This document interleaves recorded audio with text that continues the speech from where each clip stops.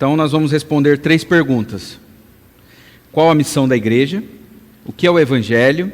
E como pregar o Evangelho em pleno século XXI? Então, em primeiro lugar, qual a missão da igreja?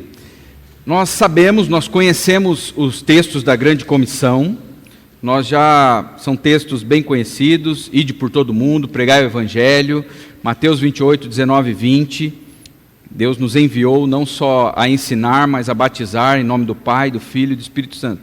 Mas com vocês nessa noite eu quero trabalhar a questão da missão da igreja a partir do livro de Atos. Atos 1, 8, diz assim: mas recebereis poder ao descer sobre vós o Espírito Santo, e sereis minhas testemunhas, tanto em Jerusalém, como em toda a Judéia, Samaria e até os confins da terra. Então, a proposta de Deus, na verdade a ordem de Deus para nós, é que nós nos tornemos testemunhas dele. Testemunhas daquilo que ele fez. E o que garante a grande comissão não é uma ordem. Não é porque ele nos deu uma ordem, mas porque ele também nos deu uma promessa. A garantia de que a grande comissão ela vai acontecer é porque existe uma promessa. Qual é a promessa? Recebereis poder ao descer sobre vós o Espírito Santo. E por causa desta promessa nós temos a ordem: sereis minhas testemunhas, tanto em Jerusalém, Judéia, Samaria e até os confins da terra. Ao estudar o livro de Atos, e isso a gente fez aqui com a nossa igreja, aos domingos pela manhã, gostaria de incentivá-los a fazer isso, melhorou a nossa eclesiologia, nosso entendimento sobre a igreja, nos ajudou a entender muitas coisas sobre a liderança da igreja, sobre a missão da igreja. E no livro de Atos, o que a gente percebe que é importante, nós podemos ver um escopo, a natureza da missão da igreja. No livro de Atos, se você quer um quadro da própria igreja primitiva, ao cuidado da criação, a planos de renovação social, a estratégia de servir a comunidade em nome de Jesus, você não vai achar em Atos. Você não vai ver trabalhos sociais em Atos, a não ser com os de dentro da igreja, com as viúvas e com igrejas que estavam passando necessidades. Mas se você quer ver pregação, ensino e centralidade da palavra, Atos é o livro. A história de Atos é a história dos esforços dos primeiros cristãos para cumprir a missão que lhes fora dada, a missão que foi dada a eles em Atos 1:8. É impressionante, quando você estuda o livro de Atos, você vai ver pregação, ensino e um esforço tremendo da parte daqueles irmãos, os nossos irmãos, em pregar o Evangelho. Não que com isso a gente não deva fazer obras sociais, nós vamos entender que as obras sociais elas fazem parte da igreja, mas naquele momento, talvez porque eles esperavam que a volta de Jesus seria tão rápida, eles se focaram, toda a energia deles, eles destinaram toda a energia, todos os esforços, os recursos que eles tinham na pregação do Evangelho. E é isso que a gente vai ver no livro de Atos. E a gente vai fazer um exame bem superficial, tá, de Atos. Atos 1, versículo 21 e 22. Quando vai ter a escolha, todos os textos serão colocados ali, irmãos, para a gente acompanhar numa versão só. Mas se os irmãos quiserem também conferir na própria Bíblia, fica à vontade. E depois, esse material, se os irmãos quiserem, a gente vai arrumar para vocês, tá? Tem todo o material aqui, a bibliografia que foi usada, então isso vai ser disponibilizado para os irmãos. Então, Atos 21, 22... é a escolha do apóstolo no lugar de Judas. O que aconteceu ali? Olha o que eles dizem: é necessário, pois, que dos homens que nos acompanharam, todo o tempo que o Senhor Jesus andou entre nós, começando no batismo de João, até o dia em que dentre nós foi levado às alturas, um destes se torne o quê? Testemunha conosco da sua ressurreição. Veja que eles queriam alguém para substituir Judas que fosse testemunha. Atos 1:8 diz: vocês serão minhas testemunhas. Então alguém que testemunhe do quê? De Cristo. Atos 2:40, 41, como muitas outras palavras, deu testemunho, e exortando-os, dizendo: salvai-vos dessa geração perversa. Então os que lhe aceitaram a palavra foram batizados, havendo um acréscimo naquele dia de quase 3.000 pessoas. Aqui é o primeiro sermão de Pedro. Atos 3:15 de Sarte, mataste o autor da vida, a quem Deus ressuscitou dentre os mortos, do que nós somos testemunhas. Atos 4:4, porém dos que ouviram a palavra, olha aqui a pregação do evangelho, a aceitaram, subir o número de homens a quase 5.000 homens. Atos 4:20. Agora, Senhor, olha para as suas ameaças e concede aos seus servos que anunciem com toda intrepidez a tua palavra. Olha o desejo desses irmãos. Era de anunciar, testemunhar, pregar o evangelho. Atos 4:31. Tendo eles orado, tremeu o lugar onde estavam reunidos, todos ficaram cheios do Espírito Santo e, com intrepidez, anunciavam a palavra de Deus. Atos 5:20 e 21. Ide e apresentando-vos no templo, dizei ao povo todas as palavras desta vida. Anuncie o que? As palavras desta vida, vida com letra maiúscula, uma referência a Cristo. Tendo ouvido isto, logo ao romper do dia, entraram no templo e ensinavam. Atos 6:7, crescia a palavra de Deus. Conforme a gente vai caminhando em Atos, vocês vão percebendo que o foco é a palavra de Deus. Atos 8:5 e o versículo 14, Felipe, descendo a cidade de Samaria, anunciava-lhes a Cristo. Ouvindo os apóstolos que estavam em Jerusalém, que Samaria recebera a palavra de Deus, enviaram-lhe Pedro e João. Atos 12:24, entretanto a palavra do Senhor crescia e se multiplicava. Atos 14, do 19 ao 22, sobrevieram, porém, Judas de Antioquia e Icônio, instigando as multidões e apedrejando a Paulo, arrastaram-no para fora da cidade, dando-o por morto, rodeando, porém, os discípulos, levantou-se, entrou na cidade, no dia seguinte partiu com Barnabé para Derbe, e tendo anunciado o evangelho naquela cidade, feito muitos discípulos, voltaram para Listra, Icônio e Antioquia, fortalecendo a alma dos discípulos, exortando-os a permanecer firmes na fé e mostrando que, através de muitas tribulações, nos importa entrar no reino de Deus. Irmãos, nesta altura nós estamos na metade do livro de Atos, apenas na metade. Na segunda metade, eu não vou ler com os irmãos, mas nós vamos ver o mesmo tema, o testemunho que é dado aos irmãos pela capacitação do Espírito Santo em Derbe, Filipos, Tessalônica, Bereia, Atenas, Corinto, Éfeso e por fim Jerusalém. Depois Paulo dá testemunho diante das autoridades judaicas, diante de Félix, Festo, Agripa e Berenice, depois em Creta, em Malta e por último em Roma. Como que termina o livro de Atos? Atos 28, 30 e 31.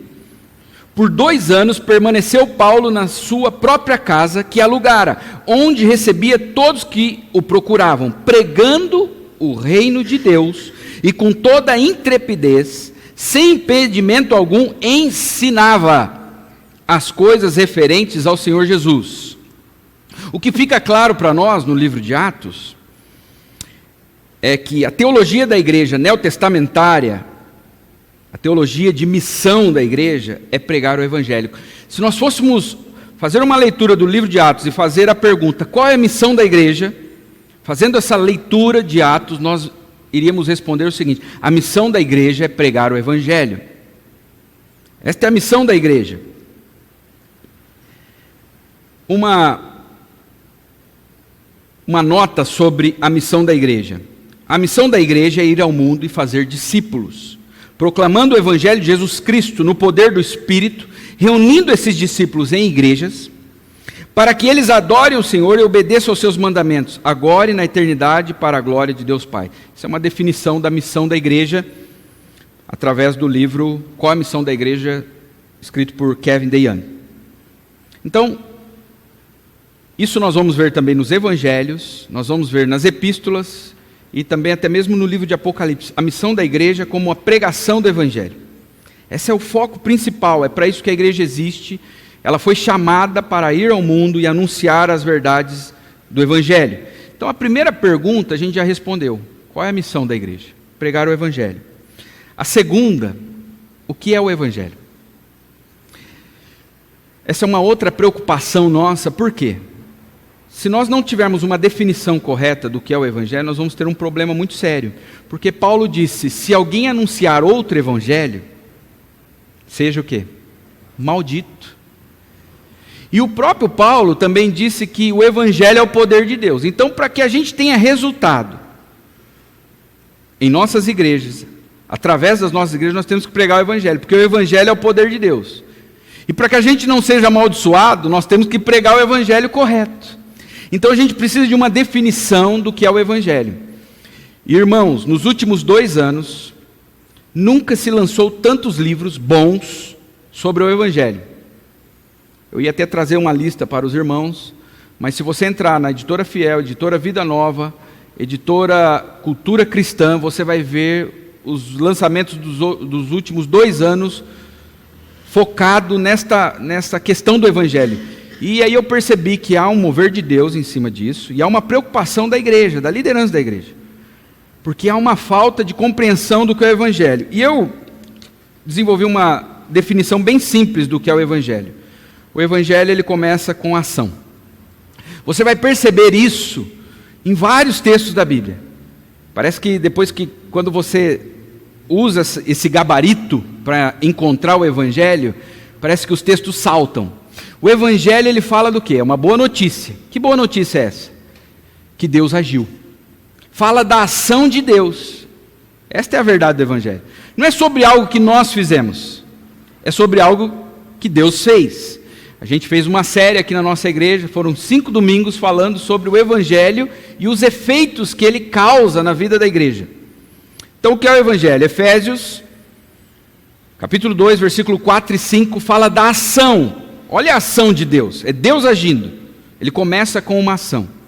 Mas as misericórdias de Deus é muito grande, e o seu amor por nós é tanto, que quando estávamos espiritualmente mortos por causa da nossa desobediência, olha a ação, Ele nos trouxe para a vida, que temos em união com Cristo, pela graça de Deus vocês são salvos. Efésios 2, versículo 8 e 9, ele vai dizer como que essa salvação se deu, porque pela graça sois salvos, por meio da fé, isso não vem de vós, não vem de uma ação nossa, não é de algo que nós fizemos, não vem de nós, é dom de Deus, não vem das obras, para que ninguém se glorie.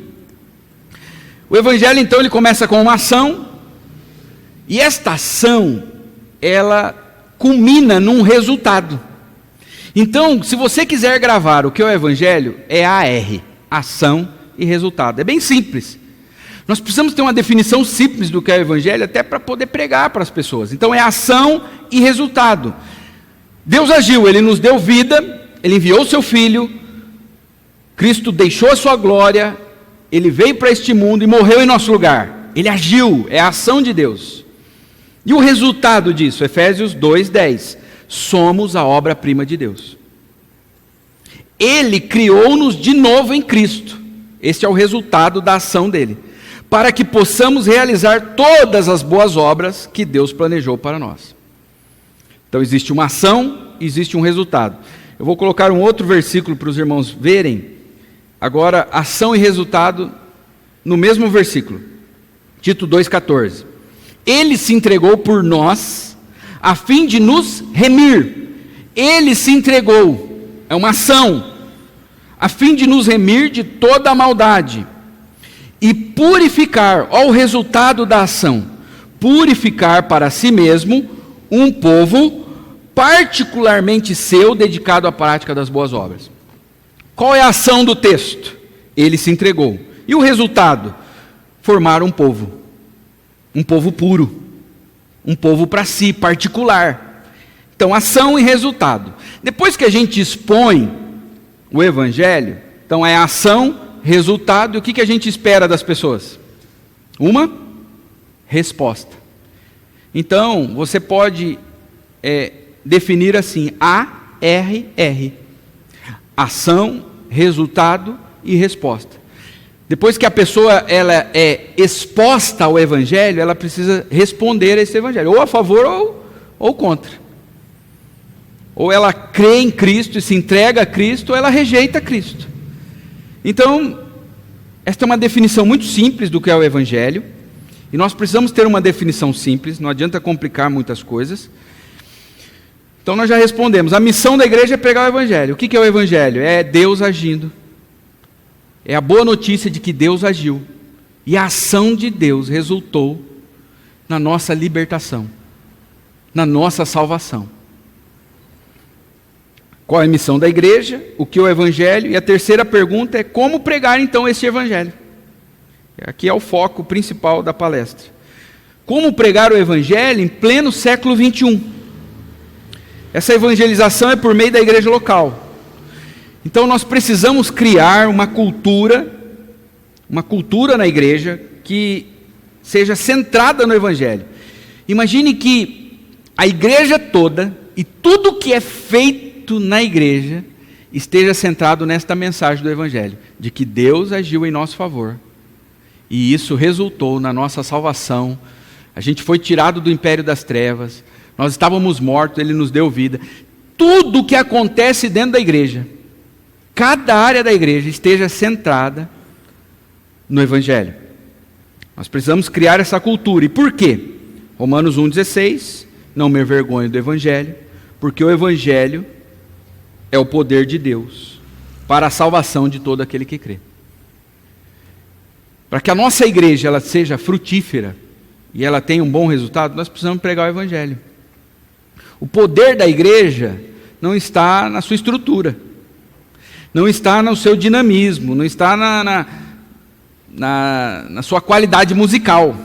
O poder da igreja está no evangelho. Para que a cultura de uma igreja seja centrada no evangelho, deve haver harmonia entre teologia, filosofia e prática. Quanto mais essas três estiverem conectadas, mais firme é a cultura de uma igreja. Teologia é o que a igreja pensa sobre Deus. Imagine uma casa. Então a teologia seria o alicerce da casa. É o que a igreja pensa sobre Deus. Qual é a ideia que ela tem sobre Deus? Ela tem que ter uma ideia centrada no evangelho. Ela tem que entender que este Deus misericordioso enviou o seu Filho para nos salvar. A filosofia é o que a igreja pensa sobre o ministério. A filosofia seriam as paredes. E as paredes, irmãos, elas podem ser mudadas. O que não pode mexer é na estrutura da casa. É claro que a gente também não pode ficar mudando muito as paredes de uma casa. A gente pode fazer um negócio ali, aumentar um cômodo, tirar alguma coisa. A gente não pode ficar mexendo demais também na estrutura, porque senão fica complicado. E a prática é o que a igreja realmente faz.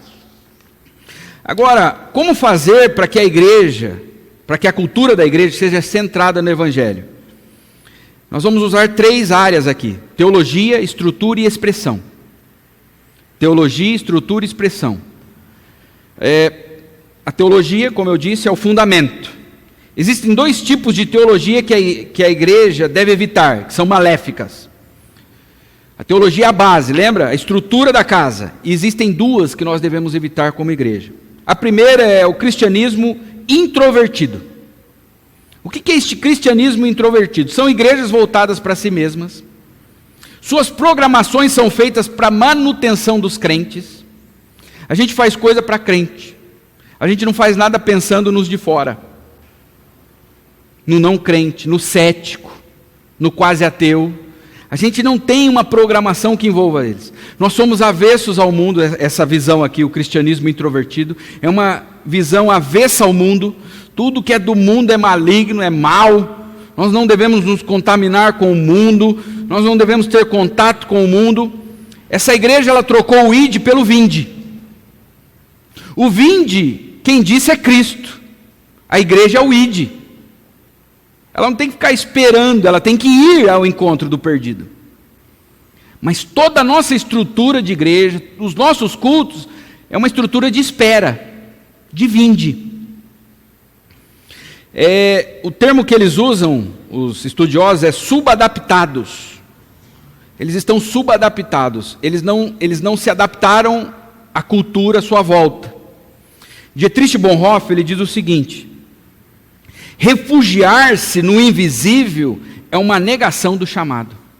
Nós fomos chamados para fora. Esse é um dos significados da palavra igreja.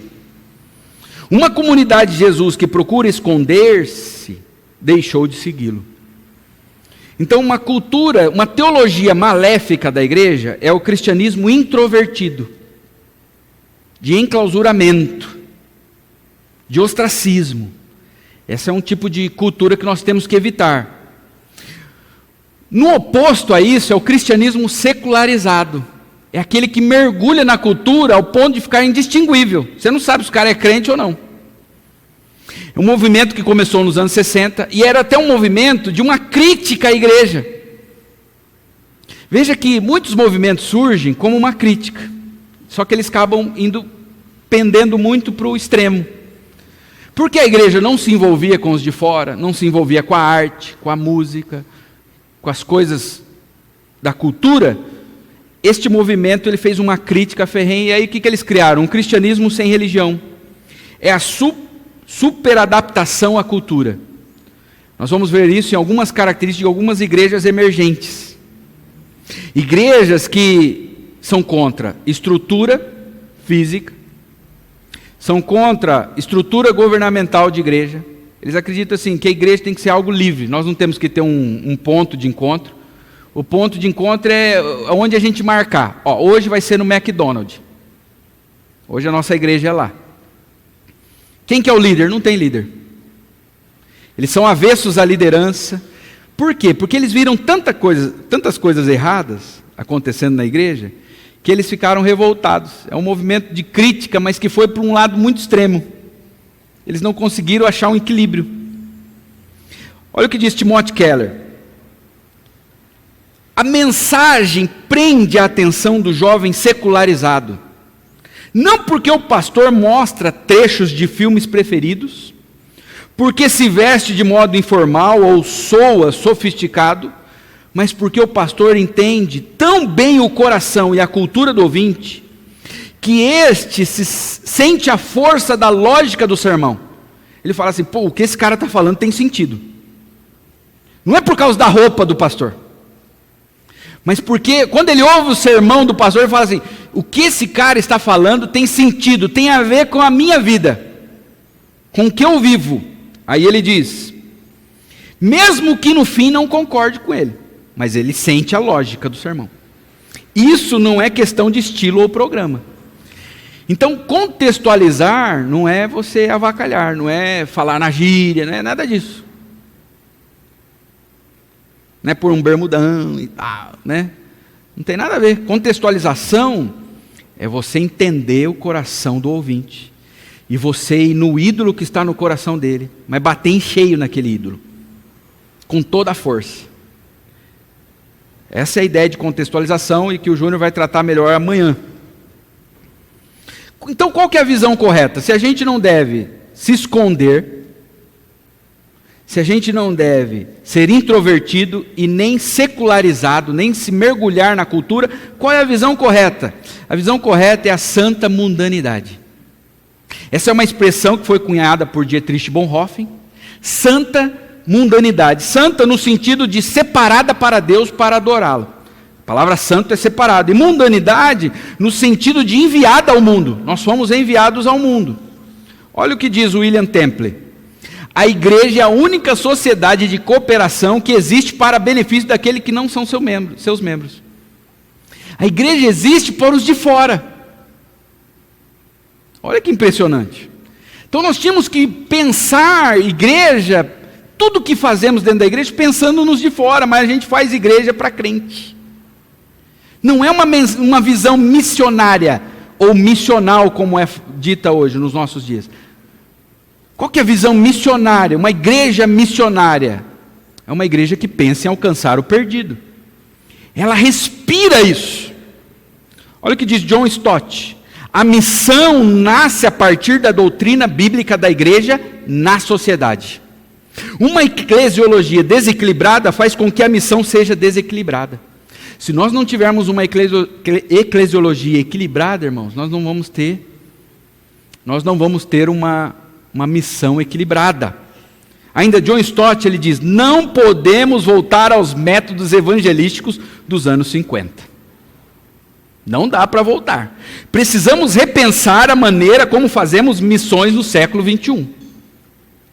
Como que era um método evangelístico? 4 leis espirituais, folhetinho de casa em casa. Primeiro que dependendo do bairro onde você estiver, é prédio. Como é que você vai entrar? Ou é condomínio. Como é que você vai alcançar aqueles pessoal que está lá no prédio ou nos condomínios? Só em Bauru tem mais de 70 condomínios, fora os prédios. que eu nem imagino a quantidade de prédio que nós temos. Aqui em volta da nossa igreja é só prédio. Como que nós alcançamos? Então não dá para usar o mesmo método dos anos 50.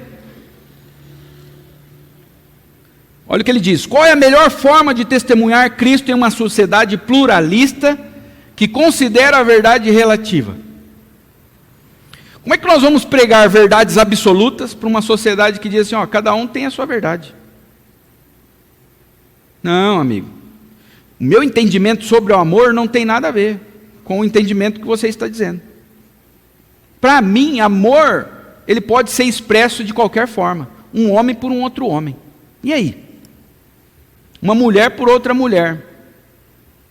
Como é que nós vamos falar de verdades absolutas para uma sociedade pluralista e relativista?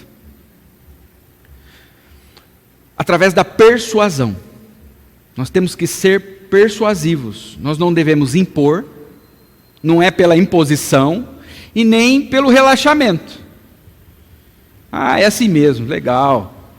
Deixa cada um pensar do seu jeito, você tem a sua verdade, né? Não é esse relaxamento e nem imposição. Não, nós precisamos de um presidente evangélico que põe uma lei aqui que homossexual tem que ser morto ou preso.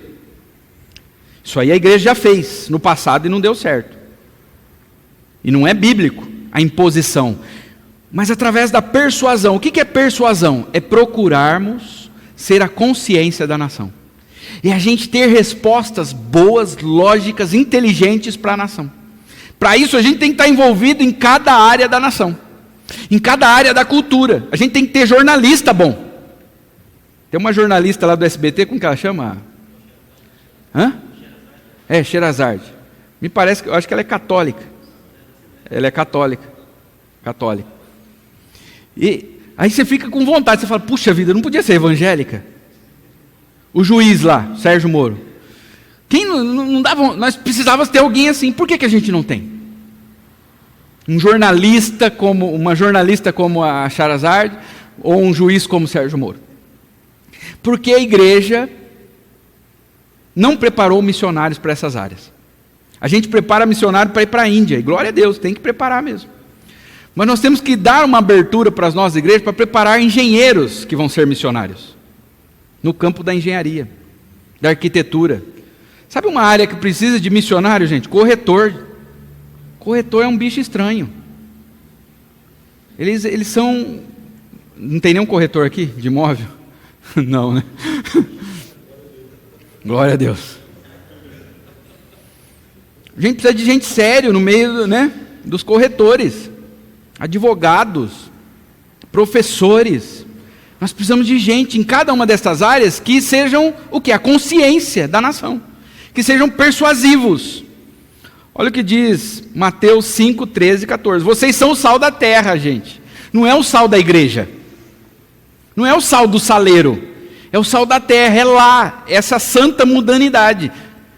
Nós temos que estar envolvidos com o mundo, sermos esfregados no mundo. O sal da terra, mas se o sal perder o seu sabor, como vai restaurá-lo? Vocês são a luz do mundo, não é a luz da igreja. É a luz do mundo. O sal, ele previne, ele ajuda para que a carne não se deteriore, para que não haja um apodrecimento da carne. E a luz espanta as trevas. Então existe uma podridão hoje no nosso governo. Por quê? Quando uma carne apodrece, você não fica bravo com a carne. Você pergunta onde está o sal. Cadê o sal? Quando uma casa está com a luz apagada, você não fica bravo com a casa. Você pergunta, cadê a luz?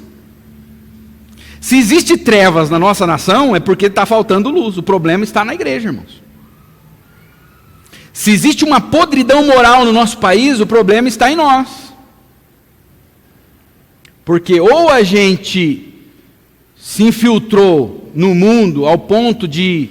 É uma super contextualização ao ponto de ser indistinguível, ou a gente se afastou do mundo em monastérios espirituais. Nós criamos monastérios. Nada do mundo, né? Nós temos que ter... Outro dia eu estava vendo, até tem uns evangélicos que queriam criar um condomínio só para evangélicos. Vocês já viram isso? Canaã. Eu imagino se der quebra-pau lá, e dá, viu? Vai dar. Primeira reunião de condomínio, filho.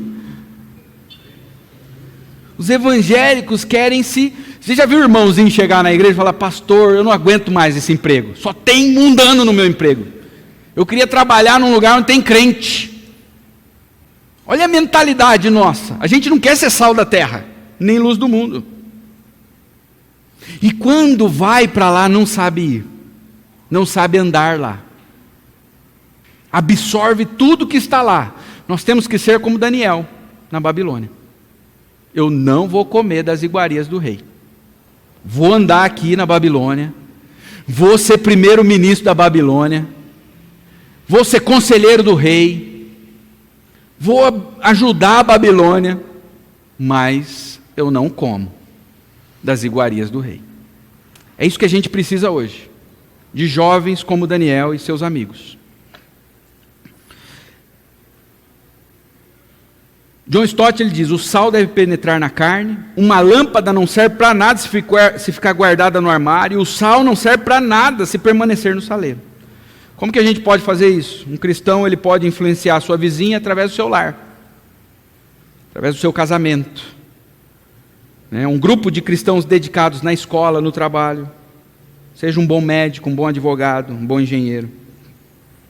Então, essa é a mentalidade de uma igreja missional. Nós estamos vendo aqui como que a gente pode criar uma cultura. Então, qual que é a base? É uma teologia. Qual que é a base dessa teologia? Nós não podemos ser nem avessos à cultura e nem totalmente mergulhados na cultura. Esses são os dois extremos. Qual é o correto? Uma santa mundanidade.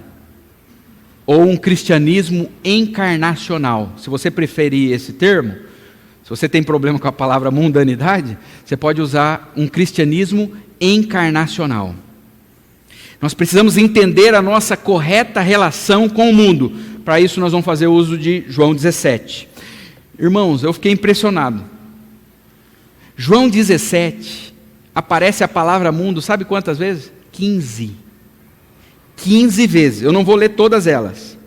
É uma oração de Jesus, é a oração sacerdotal. Ele faz referência 15 vezes à palavra mundo. João 17,6, olha o que ele diz: eu revelei teu nome àqueles que do mundo me deste. Nós fomos dados para Cristo, do mundo. Nós fomos dados do mundo para Cristo. Eles eram teus, tu os destes a mim, e eles têm guardado a tua palavra. João 17,11, não ficarei mais no mundo. Jesus falando, mas eles ainda estão no mundo. Não adianta, irmãos. Nós estamos no mundo, e eu vou para ti. Nós ainda estamos no mundo. João 17,14, dei-lhes a tua palavra e o mundo os odiou. Olha a nossa relação com o mundo, não é uma relação amigável. Pois eles não são do mundo. Nós estamos no mundo, mas não somos do mundo, como eu também não sou. João 17,15, não rogo que os tire do mundo. Olha a oração de Jesus. Não tire eles do mundo, mas que os proteja do maligno. E João 17,18, assim como me enviaste ao mundo, eu também os enviei ao mundo. Qual que é a nossa missão, a nossa relação com o mundo? É uma relação encarnacional. A gente não foi enviado para o mundo como Cristo foi, no sentido de redenção. Nosso sangue não vai salvar ninguém, gente. Porque ele disse assim como me enviaste. Jesus foi enviado com dois propósitos, pelo menos. Um propósito de redenção e no propósito de encarnar, de viver no mundo, como os homens, comer o que eles comiam, dormir onde eles dormiam. John Stott, ele diz o seguinte: toda missão de verdade é missão encarnacional. Exige identificação sem a perda de identidade. Nós temos que nos identificar com o mundo, mas sem perder a nossa identidade. Significa entrar no mundo dos outros, assim como ele entrou no nosso mundo. Jesus entrou no nosso mundo, irmãos, mas sem comprometer nossas convicções, valores e padrões cristãos. Nós temos que estar no meio, salgar, tem que estar espalhado na terra, temos que ser luz do mundo. Então, como pregar o evangelho em pleno século 21? Nós temos que ter uma boa teologia. Que teologia é esta? A teologia da igreja. uma teologia de santa mundanidade ou um cristianismo encarnacional. Nós temos que ter essa compreensão de que nós temos que ser sal da terra e luz do mundo. Segundo lugar, depois que nós temos uma teologia, nós temos que ter uma estrutura, é o que vem em cima, da base, do fundamento. A estrutura, uma igreja centrada no Evangelho deve ter uma estrutura que expressa o Evangelho. O que é estrutura? Tudo que existe na igreja, o prédio da igreja, tem que expressar o Evangelho. Como que é isso na prática, gente? O que é o Evangelho? O Evangelho não é Deus fazendo algo por nós. Deus enviou o seu Filho para morrer em nosso lugar, e isto resultou na nossa salvação. Não é uma obra de misericórdia. O nosso prédio tem que expressar isso. Como? Qual a impressão que a sua igreja transmite para os de fora? Irmãos, tem igrejas que a porta é tão fechada que dá medo as pessoas entrarem. Já viu? Já perceberam isso? Como que a estrutura da igreja, ela demonstra o Evangelho? A estrutura demonstra misericórdia? Ou ela afasta as pessoas? Olha que interessante. A estrutura da igreja. Como que é a estrutura? A pessoa, ela se sente à vontade ao entrar numa estrutura como a nossa, ou ela é repelida só de olhar para as nossas estruturas. O culto na nossa igreja, ela reflete o Evangelho? O culto faz parte da estrutura. Qual a impressão que os de fora têm da nossa liturgia? Assentai-vos, podei-vos assentar. Você fala assim para a sua visita? Quando vai na sua casa? Mas a gente fala assim às vezes no culto. Podei-vos assentar. O cara fala, meu pai, que língua é essa? Que português é esse? Da época de Colombo. Que português é esse? Como que é a liturgia, a linguagem, a música da nossa igreja? Se das vidas vagas, procelosas. O que é procelosa, gente? Se das vidas vagas, procelosas são. Isso é uma frase de um hino. Aí entra um cético, um não crente, ele nunca ouviu nada de igreja, de crente. O que ele pensa disso? Se das vidas vagas, eu não sei o que é procelosas. Alguém sabe? E a gente canta. E não é só isso. Quando não é um hino rebuscado, com um português rebuscado, é a coreografia. Vira para a direita, para a esquerda. O cara chegou, ele não sabe nem bater palma, gente. Ele não tem ritmo. Ele não consegue bater palma. Ele nunca entrou numa igreja. Aí corre para lá, vira para trás, olha para o seu irmão, assenta, levanta. Você imaginou um não crente na nossa igreja? É igual um índio na nossa igreja. É a mesma coisa. Só que a gente não está preocupado, porque a gente gosta, a música é para nós. A gente gosta da música. A gente não tem uma visão missional. A nossa igreja é vinde, não é ide. Ele que tem que se adaptar, meu filho. E olha, e é milagre algumas pessoas serem salvas na nossa igreja, nos nossos dias. É porque é eleito mesmo. Porque é difícil o cara se adaptar na nossa igreja, nas nossas igrejas. Como? Tormentosa. Aí, ó. Procelosa é tormentosa.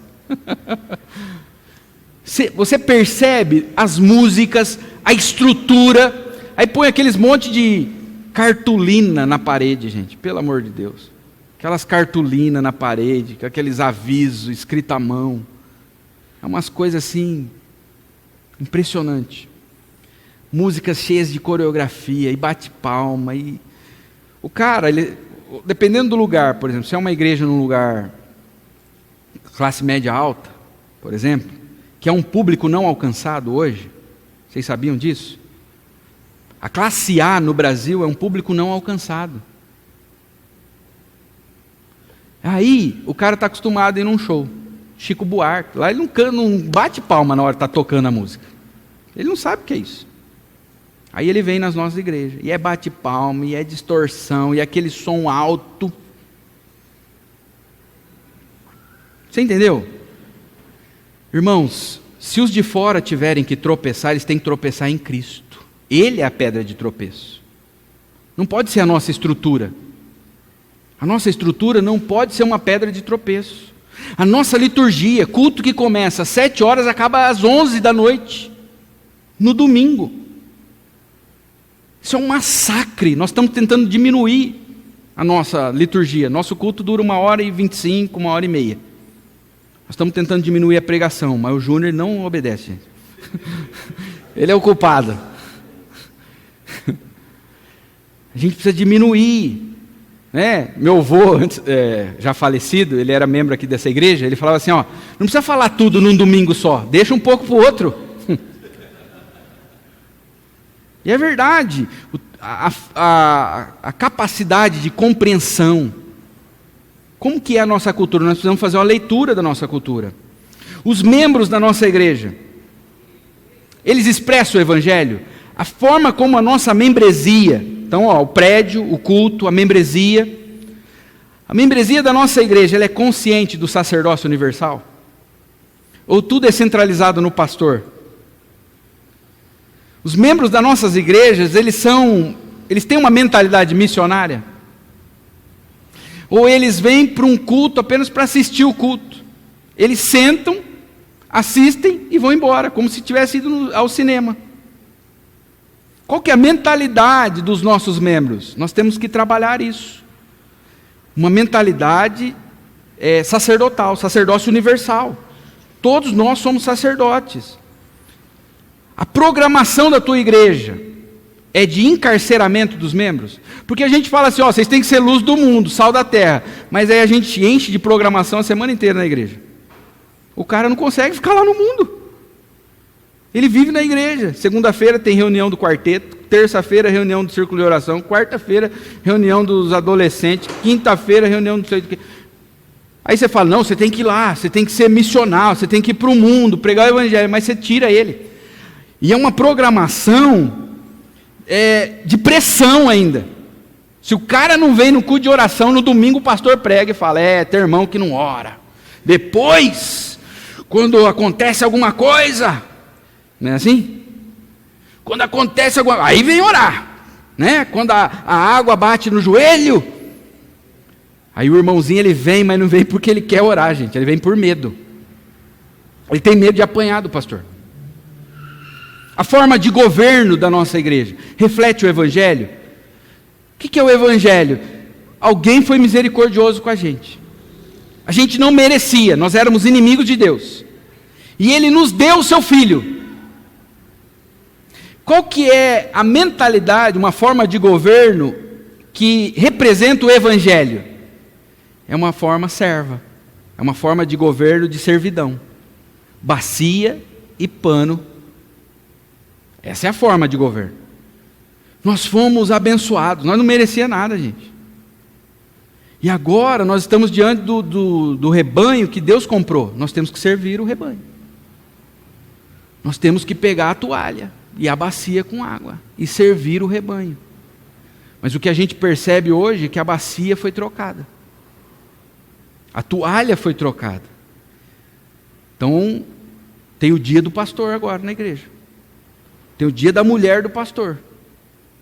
Entendeu? Vocês percebem uma centralização, como se a gente fosse melhor que os outros da igreja. A gente tem que tomar cuidado com essas coisas. Então, expressar o Evangelho em todas as áreas. Na estrutura, na liturgia, nas músicas. Não é só tocar aquilo que eu gosto, é tocar o que o não crente vai entender. Não adianta eu pegar uma música e ficar 3 horas num refrão. Não adianta deixar o povo da igreja meia hora em pé. A gente tem que pensar no não crente, é uma mentalidade missional. A programação da tua igreja, a forma de governo, a hospitalidade. Nós temos desenvolvido agora na nossa igreja, no final do culto, a gente já tinha, servia um cafezinho, uma bolachinha, agora nós estamos incrementando, colocando algo mais. Em que sentido? A gente pensou, como que a gente pode expressar o Evangelho através de um momento social depois do culto? A gente comeu do pão vivo que desceu do céu, gente. Agora nós estamos diante de pessoas que nunca se alimentaram de Cristo, pensando nos não crentes. É um momento deles terem um momento de comunhão, de social. Então, o que nós damos para ele é insignificante perto do que nós recebemos. Agora, muitas igrejas fazem cantina, quer vender para o cara. Vocês percebem? Só que a gente recebeu o pão vivo que desceu do céu de graça. Então a gente oferece no final do culto um bolo, um negocinho ali, conversa com os irmãos. Tem irmãs que elas são boas em fazer bolo, elas querem servir a igreja e não sabem como. Irmã, você pode trazer um bolo semana que vem? O outro você pode. Você vai lá, passa na padaria, compra. Se você não gosta de fazer, compra pronto, é baratinho um bolo. Parece uma coisa simples. Mas você está dando de graça. O cara começa a falar, mas por que eles dão de graça? Sabe por que nós damos de graça? Porque o Evangelho nos alcançou, cara. A gente recebeu o pão vivo de graça. Por isso que a gente não quer vender. Vocês percebem? Então, são formas da gente expressar o Evangelho até no momento do social, em pequenas coisas, em cada área da nossa igreja. Na hospitalidade, no banheiro, gente. Banheiro limpo. A limpeza da igreja, o básico. É uma forma da gente expressar carinho, hospitalidade. As finanças da igreja. Como que nós gastamos o nosso dinheiro. É com seriedade, isso é transparente para os membros da igreja. Existe transparência, é um gasto com coisas realmente importantes, que vão contribuir para o avanço do Evangelho. Ou a gente quer pôr mármore no púlpito. Vocês percebem? São coisas que tudo tem que expressar o Evangelho. A comunicação, a forma como nós nos comunicamos, a assistência aos necessitados. Aí entra a questão social da igreja, diante da comunidade. Por que vocês fazem obra social? Porque Deus foi misericordioso com a gente. Um dia a gente foi um mendigo espiritual. E agora nós estamos diante de pessoas injustiçadas socialmente. Mas nós fomos vestidos com a justiça de Cristo. Nós recebemos a justiça de Cristo. E agora nós estamos diante de pessoas que estão sofrendo um mal bem menor do que o nosso. Então nós somos misericordiosos. Então nós temos um projeto de misericórdia da nossa igreja para com os de fora. A obra social tem que ser um reflexo do Evangelho. A obra social não é o Evangelho. Ela é um reflexo.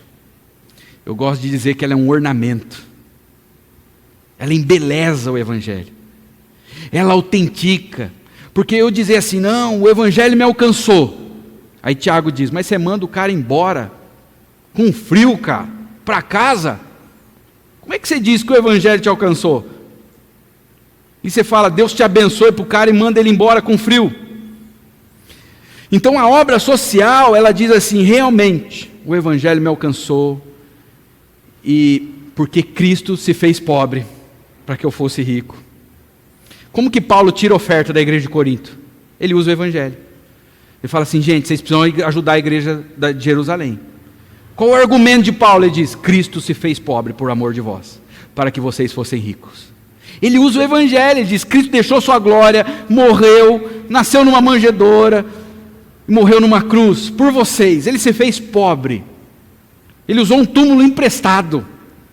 Agora vocês têm dinheiro, então tem irmãos de vocês passando necessidade. O Evangelho tem que alcançar as finanças da igreja. Cada área. E o que eles vão dizer? Se nós temos uma boa teologia, nós temos um bom entendimento do Evangelho, mas toda a nossa estrutura está desconexa com o Evangelho, ou são feitas aleatoriamente. Por que vocês têm esse grupo aí na igreja? Porque toda igreja tem grupo de jovens, então nós também temos. Vocês já perceberam isso? Por que vocês fazem isso? Porque toda igreja faz, então a gente também faz.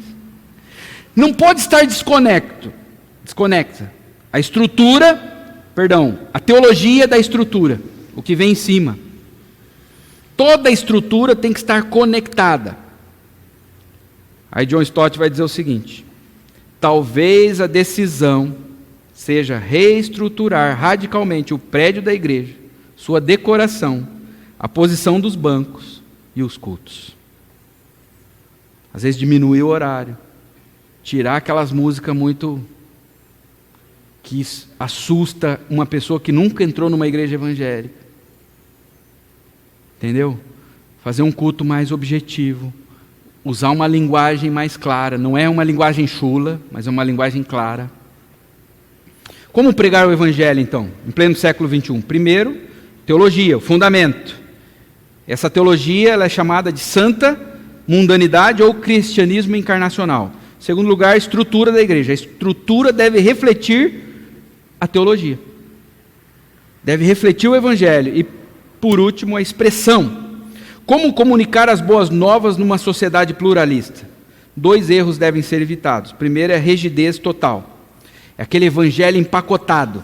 Não, porque a gente aprendeu assim, a pregar o evangelho usando as 4 leis espirituais, e não tem outro jeito, é desse jeito, é empacotado. Para alguns, o evangelho só é pregado quando certas nomenclaturas prediletas da pessoa são pronunciadas. Para algumas pessoas, o evangelho só é pregado quando a palavra reino de Deus aparece, quando eu expliquei sobre o reino de Deus para um não crente. Quando eu expliquei para ele o que é justificação pela fé, senhorio de Cristo, propiciação, adoção, redenção, reconciliação. Se eu não conseguir falar tudo isso aqui para ele, eu não preguei o evangelho para ele. Por isso que eu simplifiquei o evangelho em ação e resultado. O que é o evangelho? É claro, havendo oportunidade, nós vamos ensinar para eles o que é o reino de Deus, o que é justificação pela fé, o que é o senhorio de Cristo, o que é propiciação, adoção, redenção, reconciliação. Tudo isso faz parte também do evangelho. São outras formas de a gente explicar o evangelho, o mesmo evangelho. Mas nós temos que ensinar eles a confessar que Jesus Cristo é o Senhor. Essa é a confissão mais simples da igreja primitiva, sabia? É a primeira confissão da igreja primitiva. Jesus Cristo é o Senhor. E eles morriam por causa dessa confissão. Porque o Senhor era César. Então nós temos que simplificar. Nós não podemos ter uma rigidez. Querer ensinar o credo para o cara, o credo apostólico para ele. Para daí ele ser considerado evangelizado.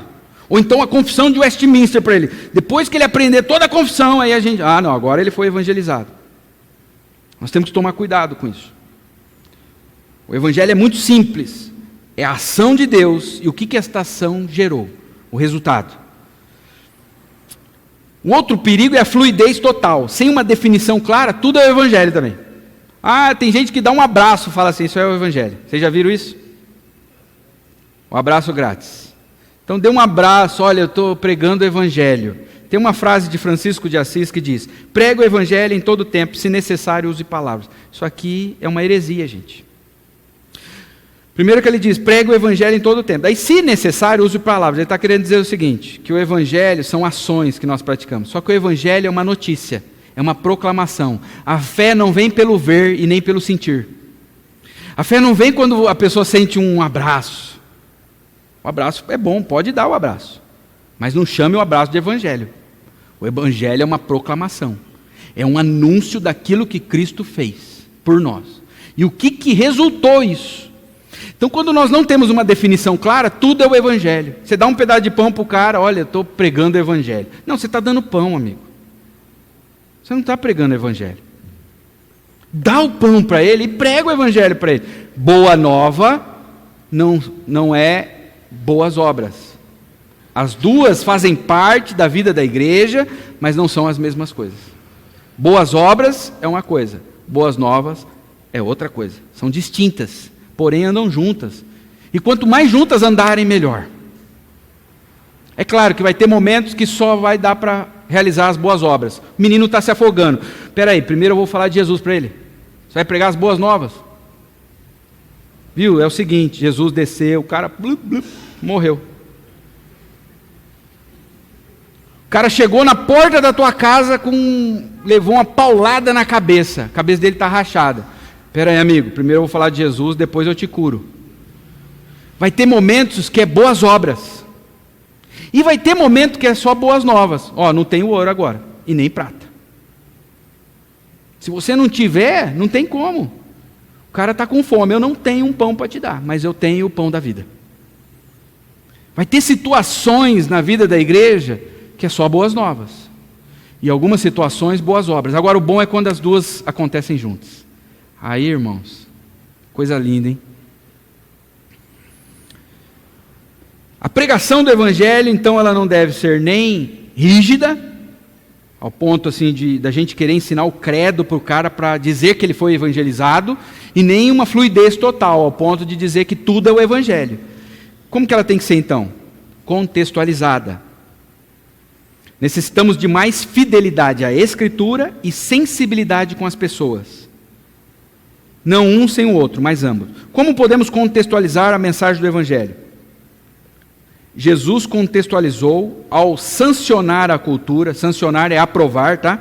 Jesus contextualizou ao aprovar a cultura sem comprometer a mensagem. Ele não comprometeu a mensagem. Ao incorporar características da cultura. Jesus usou roupas da cultura, ele comeu comidas da cultura, ele falou o idioma da cultura, fez com que a mensagem se conectasse com a cultura. Ele falou de uma forma que as pessoas entendiam o que ele estava falando. O semeador saiu a semear. Os agricultores sabiam do que ele estava falando. Ao manter-se fiel à mensagem, sem fazer concessões, apresentou uma mensagem que criticava a cultura e oferecia uma compreensão contracultural da vida. Ele não só criticava, mas ele oferecia uma nova proposta. Vocês ouviram que foi assim, mas eu, porém, vos digo. Vocês ouviram que era assim, desse jeito, mas eu venho com uma outra proposta para vocês. É assim que deve ser a vida. Precisamos fazer uma exegese correta do texto bíblico e aplicarmos ao contexto em que vivemos. Para fazer uma aplicação correta, devemos também fazer uma exegese da cultura. Para uma exegese da cultura eficaz, nós temos que fazer algumas perguntas para a cultura. Quais são os ídolos da nossa cultura? Do bairro que a tua igreja está. Existem ídolos diferentes no bairro. Se você está num bairro de classe média alta, qual que é o ídolo desse bairro? Talvez é o status, o nome da família, que é importante, o sobrenome. Nós temos pessoas na nossa cidade de sobrenomes importantes. Talvez, quais são os ídolos? Se você está num bairro de classe média, de classe B, qual é o ídolo? O ídolo da classe B é querer ser classe A. Projeção. Eles são classe B que saíram da C, mas querem ser A. Né? E a maior população do Brasil é classe B hoje, né? Uma boa que saiu da classe C. Então, quais os ídolos da cultura? Quais são os valores da cultura? A quem a cultura ouve? O que eles ouvem? O que influencia eles? Quais são as histórias de heróis da cultura? Eu me lembro uma vez, vocês lembram que acho que foi a mãe do Cazuza, falou que o filho dela era um herói? Aí uma psicóloga fez uma carta, falou, você vê, não era uma crente fazendo aquela carta. Mas ela detectou, falou, não gente, isso aí não pode. Nós precisamos destruir os ídolos da cultura. Quais são os heróis? Os heróis da nossa cultura são os jogadores de futebol, gente. Infelizmente. Pessoas que não têm caráter, que não vivem enrolados, sempre aparecendo em escândalos. E os nossos filhos, o meu filho, ele cresce tendo eles como perspectiva de herói. E nós temos que apresentar, destruir e apresentar um novo herói para eles. É assim que a gente comunica o Evangelho. O que é valorizado? O que é desprezado na cultura?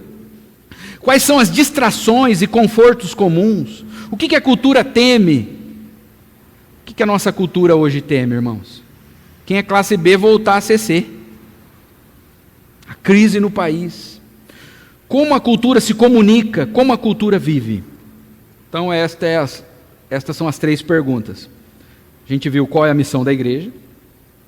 Pregar o Evangelho. O que é o Evangelho? Ação, resultado e resposta. Como pregar o Evangelho? Primeiro, nós temos que ter uma boa teologia. Uma teologia missional. O que é uma teologia missional? A igreja tem que ser uma santa mundanidade. Ou um cristianismo encarnacional. Nós temos que ser sal da terra e luz do mundo. Essa é a mentalidade de uma igreja missional.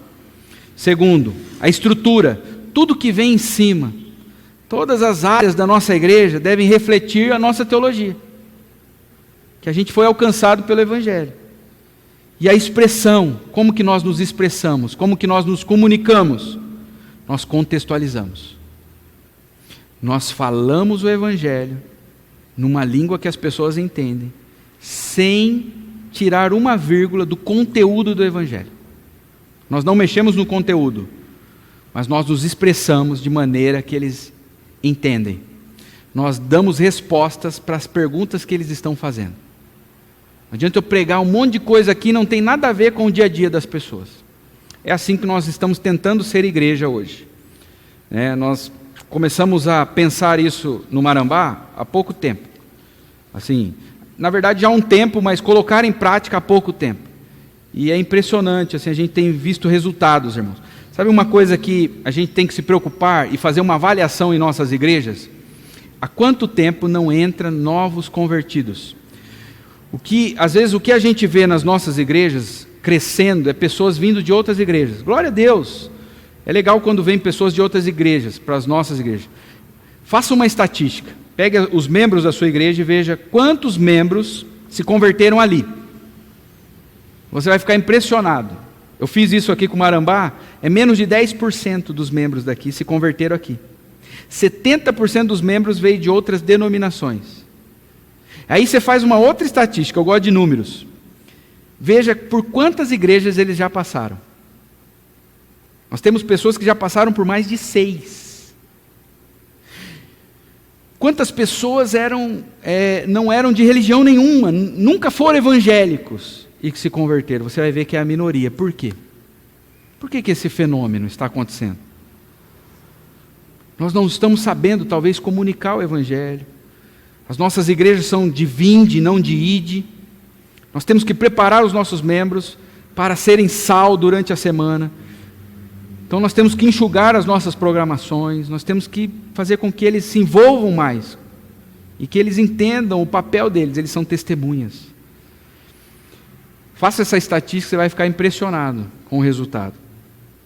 O trânsito que existe de pessoas crentes. Então, às vezes, nossas igrejas crescem de pessoas crentes. Mas sabe o que é bonito numa casa? Quando tem criança chorando. Nós precisamos ver novos convertidos em nossas igrejas. Uma casa é alegre quando tem criança, gente. Quem tem filho sabe do que eu estou falando. Eles vão crescendo, a gente vai tendo vontade de ter outros, não é assim? Fazendo brincadeira e fazendo graça. Uma igreja alegre é uma igreja cheia de novos convertidos, irmãos. É uma igreja alegre. Uma igreja cheia de problemas, cheia de gente ranzinza, é só de crente velho. Nós precisamos ter criança para dar risada, para a gente ser responsável por eles. Que Deus nos abençoe, que a gente consiga pregar o Evangelho para o nosso século, para o tempo que nós estamos vivendo. Amém? Vamos orar.